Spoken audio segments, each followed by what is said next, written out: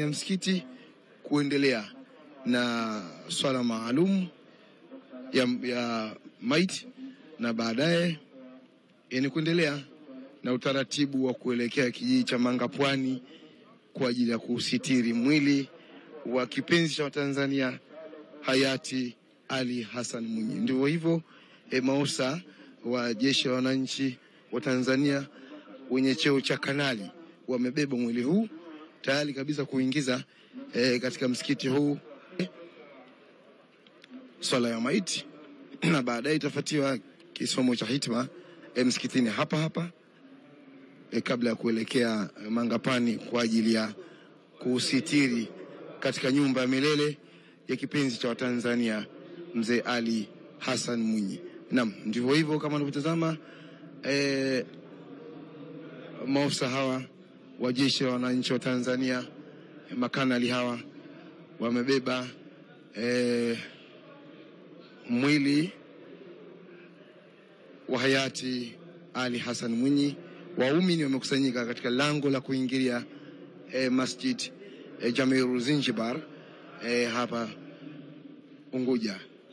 Naam, mtazamaji, ndio hivyo mwili unapokelewa na waumini wa dini ya Kiislamu katika msikiti huu tayari kabisa kumswalia maiti, na baadaye ni safari ya kuendelea Mangapwani kusitiri katika nyumba yake ya milele baada ya kubarikiwa kujaliwa miaka 99 hapa ya uhai hapa duniani. Mtazamaji, ndio kama unavyotazama, ndo mwili huo waumini wameshauchukua kutoka kwa maafisa wa jeshi la wananchi wa Tanzania kwa ajili ya taratibu za ibada.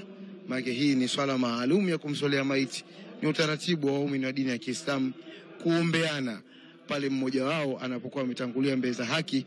Basi huo ni utaratibu wa kuombeana, kuombeana rehema kwa Mwenyezi Mungu, kuombeana msamaha kwa Mwenyezi Mungu. Na ndivyo kipenzi chetu Rais mstaafu wa awamu ya pili ya Jamhuri ya Muungano wa Tanzania mzee Ali Hassan Mwinyi, mwili wake umefikishwa katika msikiti huu, na baadaye ni kuendelea na swala maalum